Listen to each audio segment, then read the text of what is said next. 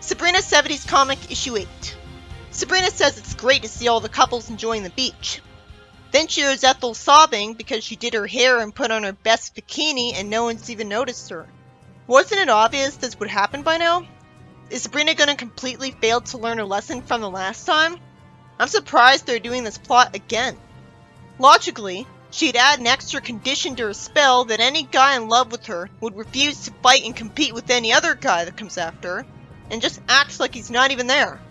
Sabrina reminds Harvey of the phrase beauty's in the eye of the beholder, and says a spell to make Ethel answer all boys' dreams. Why didn't she include Harvey as the exception? What a moron. I can't believe she made that mistake. Also, why doesn't anyone question why she said a spell right in front of him? And then the thing she said would happen, happened. I can understand people shrugging her off as being a big fan of poetry. Ethel says she doesn't feel sad anymore, and feels as if something big's about to happen, as Archie and Reggie are brainwashed into being attracted to her. Sabrina's not respecting the concept of consent again, but she's doing it to help someone out who's been made a sympathetic character. But it's only going to be for one story anyways. Even Jughead, all the way in Pop Tate's, goes to run over to her from there. Uh-oh. It'd be pretty dark for Ethel if every guy ever went over to her. At least we know that Sabrina's magic skills improved from last time. She didn't need to force his eyes open for it to work on him this time. She tells Archie and Reggie not to fight because she can handle 2 boyfriends. That's interesting. And overconfident. Once again, the rules aren't being kept consistent, because this time she's actually reacting to the fact that guys are fighting over her, while last time she was just as happy and didn't care. Jughead hugs her as she appreciates the idea of him caring. What really helps the story be enjoyable in spite of the obvious is that Ethel's happy with this instead of horrified. She could be put off, but instead she's just happy to get love, no matter who it's from. Then Dilton says that the human mind always attracted him, but with her it's different. So she's not even smart? What good quality does she have that other women don't then? Aside from her being kinda sympathetic because she struggles to get love. Even then, that still gets old. Especially if it's her only personality and she's just one-dimensional. I mean, I feel like guy characters aren't portrayed as nearly as sympathetic when they can't get dates. Moose tells Dilton to give up because he's a real man. And the story ends with Ethel complaining that the boys are so busy fighting over her that she's still all alone. It just ends there? Why didn't we see Sabrina do the spell? The story could have easily had the room for that if it removed padding. Archie and Reggie acted exactly the same anyways. In the next story, Archie says that Sabrina has some stamps for him, as Betty said. Ambrose tells Hilda that she'll have to do her work the hard way while the boys are here, as the vacuum was working automatically. Hilda complains and wants to zap the mortals all out to the park. Ambrose says, "You know we can't take needless chances." He says the neighbors wouldn't take kindly to witches. Then they'd be made to forget about witchcraft. He should say, "We don't need the hassle of erasing their memories." Jughead accidentally knocks over a flower pot and grabs Hilda's broom to clean it up. She's angry because it was her good broom, a brand new one with the racing stripe and all, and he was going to use it to sweep. I giggled when Jughead snarked, "What else? To ride?" And she's mad because he's right. I actually giggled for the first time with this comic.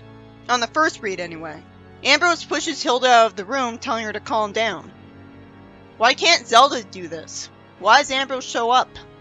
I like him, but if his personality was given to Zelda, then she would have a personality, and she would stand out, and matter more.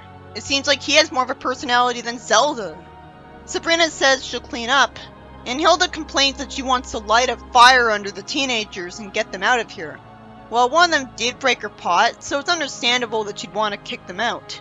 But then she should just leave it at telling them to get out.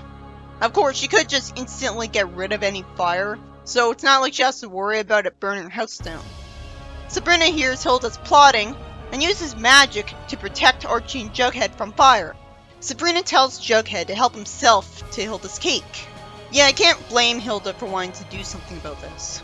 It is selfish of her to not let someone else have her cake, but Jughead is not a member of her family.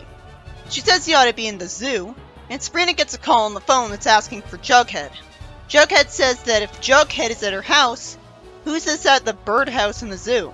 Huh? Did she not recognize Jughead's voice over the phone? Well, voices do sound quite different over the phone. Why is he referring to himself in the third person? Why did he ask for Jughead then? Sabrina calls Hilda out, and Hilda's text bubble tale connects to Sabrina for some reason, but it wasn't confusing because Hilda was the only expressive one in the panel.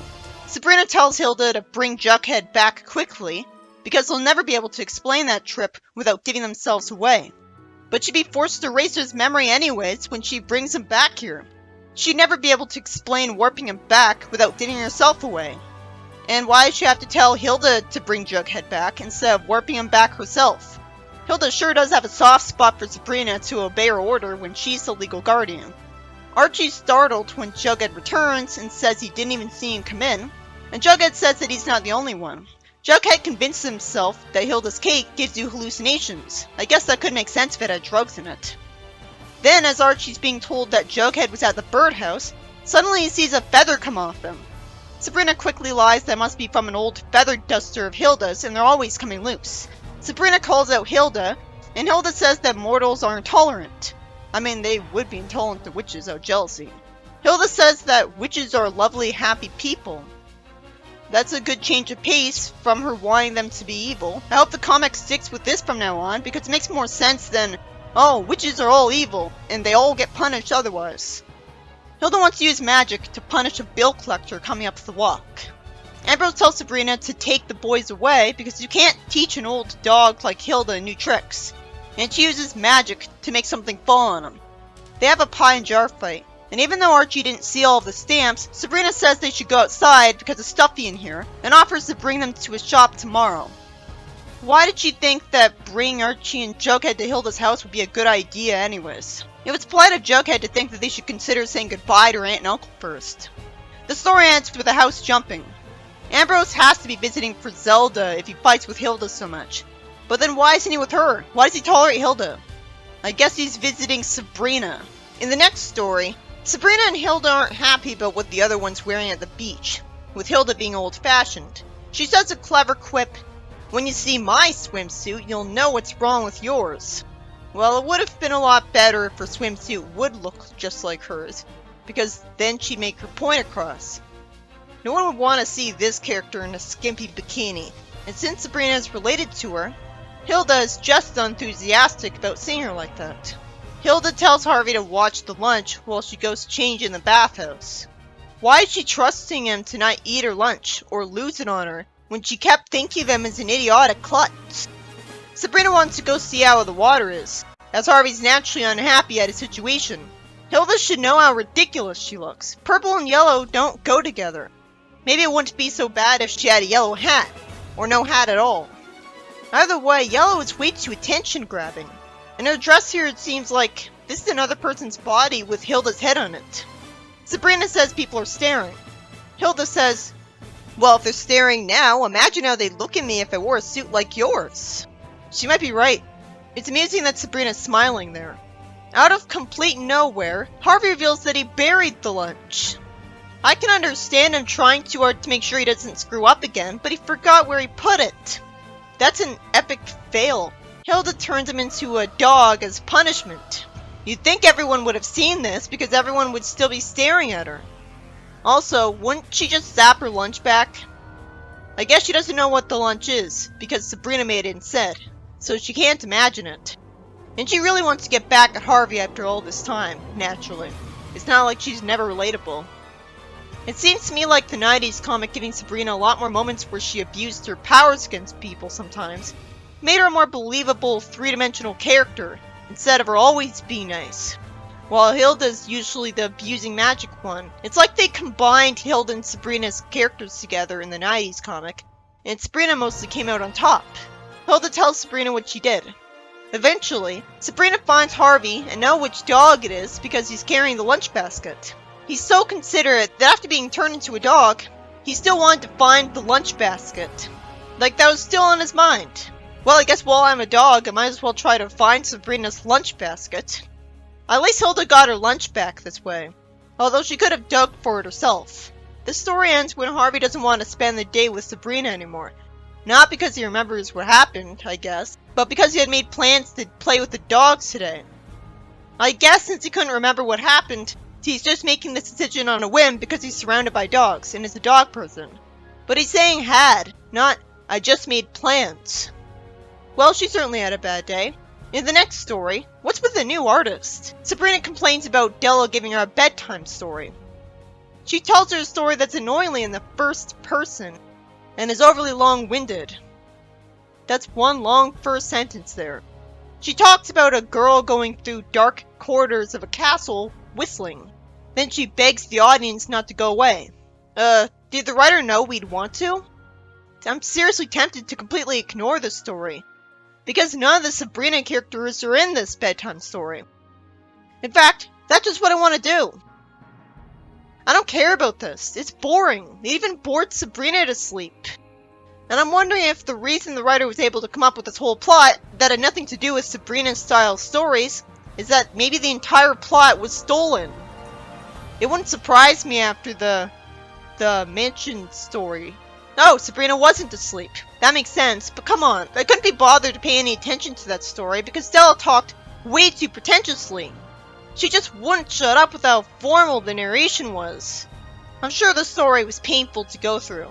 Too bad it wasted the entire rest of the issue. The first story is about Sabrina completely failing to learn a lesson from last time with Ethel. She uses magic to make every guy around Ethel fall in love with her. And they fight. What difference does it make that they're on a beach this time? The setting wasn't even used. I mean, she was crying because nobody noticed her bathing suit. But she was also upset because she did her hair and no one noticed her. No big deal, they used more characters this time. They all act the same. It's not like anyone was swimming or making sandcastles. But I still couldn't help but enjoy this story because at least Ethel was happy. And of course this didn't lead to anything, which would have meant Sabrina actually crossed the line instead of making people act funny for a minute and then making everyone forget about it. The second story is about Hilda wanting Jughead out of her house because she's obligated not to use magic around him. And worst of all, he broke her flower pot. Why did Sabrina bring them into her house? Rather than simply telling him to leave, she goes overboard and gets revenge, teleporting him to a birdhouse and a zoo. How would he be expected to know how to get home? This was before the internet and cell phones, and he didn't know where he was. Other than that though, there was nothing wrong with being at the zoo. If she really hated him, she would have done a lot worse. Then Sabrina has to push Archie and Jughead out of the house when her aunt and uncle start fighting. This all happened because they wanted to look at Sabrina's stamp collection, but they could have done that outside of her house. Sabrina should have known Hilda would act this way. At least they were interested in something other than phones or the internet. Teenagers had to get creative with what they were interested in back then. The other story is about Hilda going to the beach with Sabrina, them arguing over how they're dressed, with Hilda looking ridiculous, and then Harvey predictably screws up guarding their lunch. At least he screwed up in a way that surprised me, because he thought bearing it was a good idea. So Hilda turned him into a dog as a punishment and made him look for it. At least they got their lunch back. But to be fair, and Hilda should have explained this, dogs have a better sense of smell. So Harvey would have been much more qualified to find the lunch as a dog. And apparently he was a well-trained dog, retaining his human intelligence, because he thought to find the basket without trying to eat what's in it. That impressed me. You'd think Sabrina would just warp the lunch to them, and they would avoid all of this. I have no interest in the final story. Melodramatic horror monster bullshit around a stereotypical spooky castle. Why would Della tell a bedtime story to Sabrina? All she wants is for her to be evil. It would have kinda made sense if Sabrina was a kid, but even then, why would she go out of her way to do that for? I thought she'd tell her a story about bad things happening to good witches, and bad witches getting rewarded. At least that would be in character for her. I just ignored it because Della bored the shit on me with her flowery narration, and none of the characters in that story were recognizable. I bet the whole plot is plagiarized from something else, like a whole plot reference.